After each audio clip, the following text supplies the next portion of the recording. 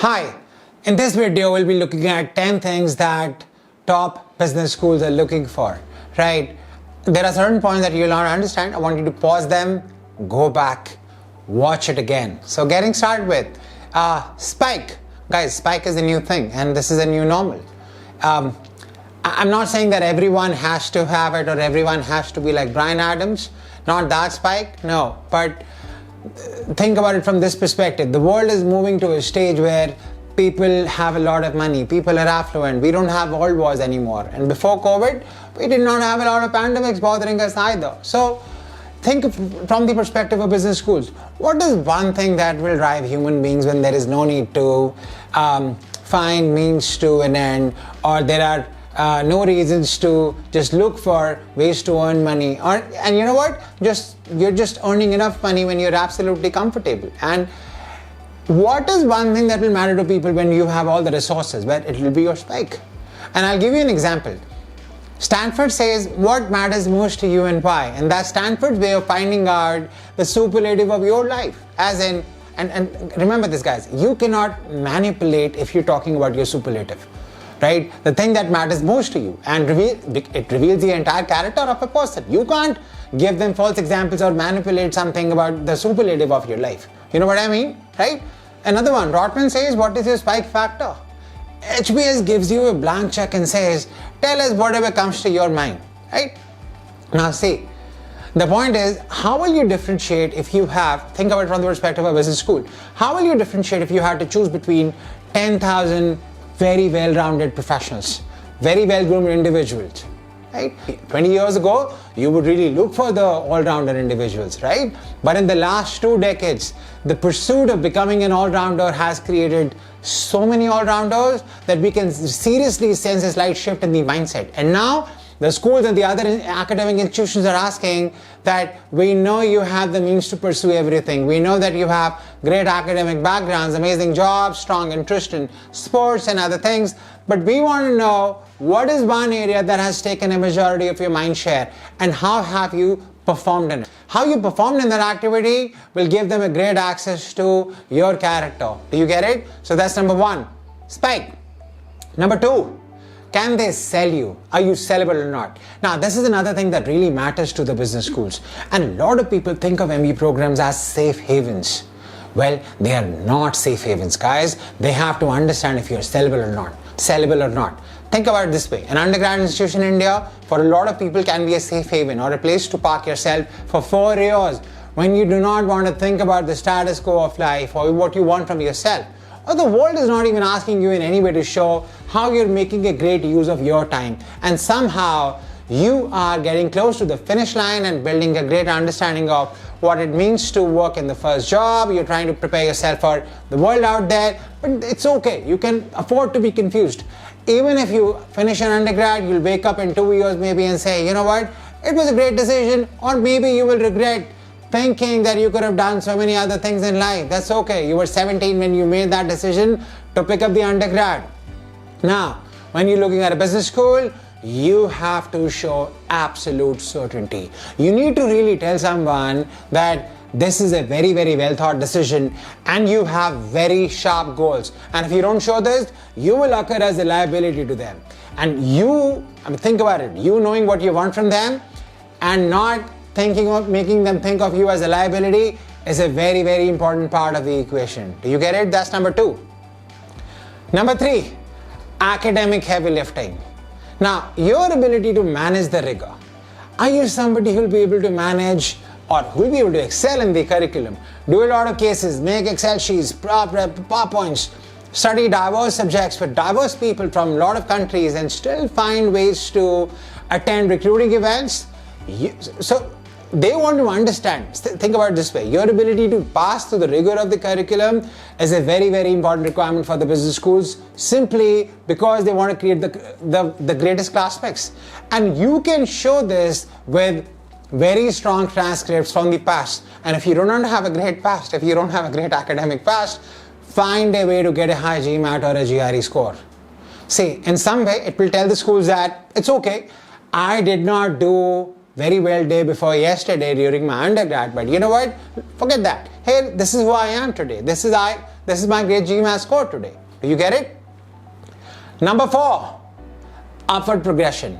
If you want to know what your future is, now this is how the schools think, that if you want to know what your future is, well, the past may not decide it, but the past is a very, very strong indicator.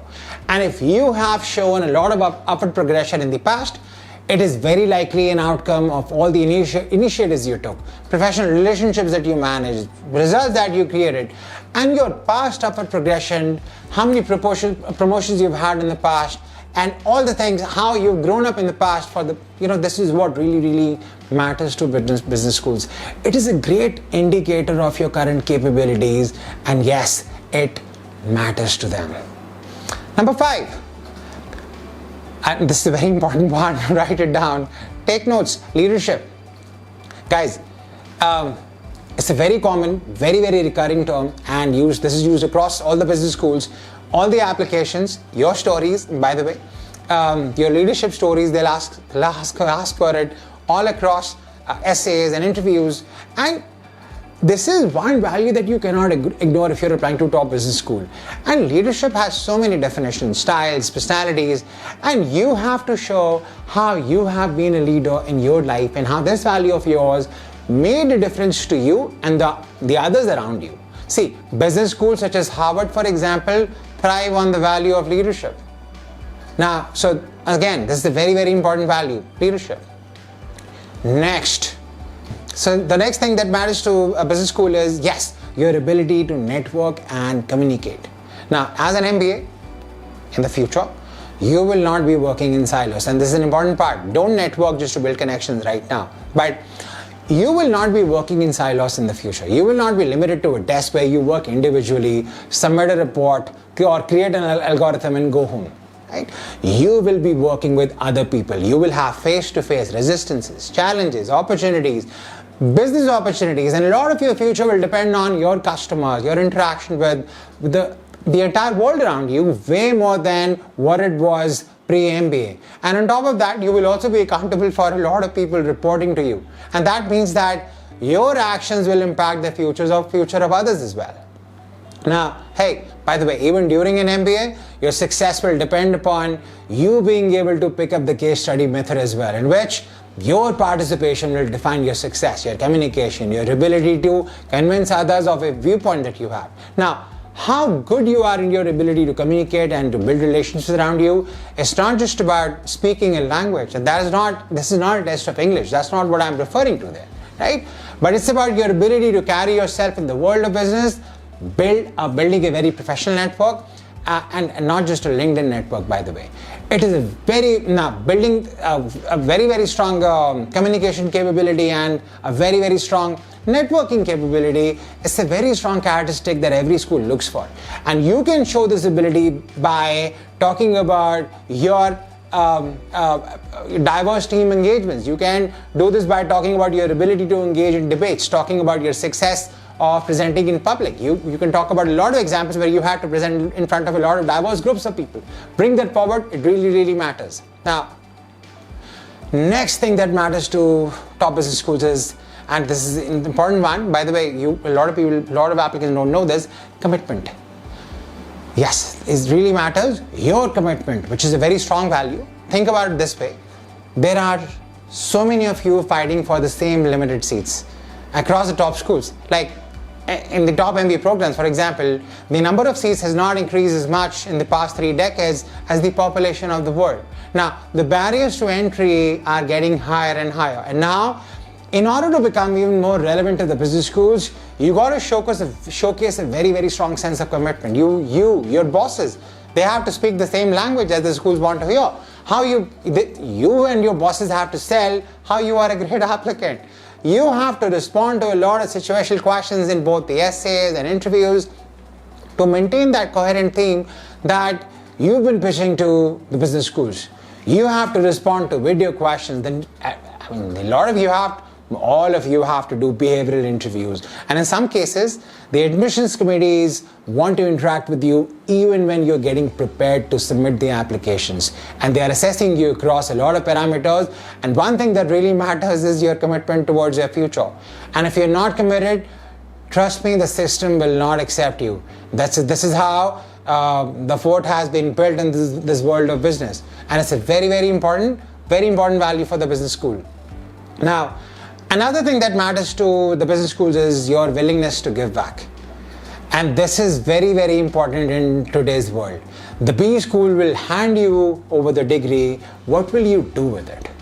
Now, NGO, philanthropy, all the things that people come to me and talk about, say, hey, you know what, can I show this experience as an NGO? Why is this important? How many children do I need to teach before I crack this top school? Listen, it's not just about that. Think about it. They're going to hand over a very heavyweight degree to you. What will you do with it?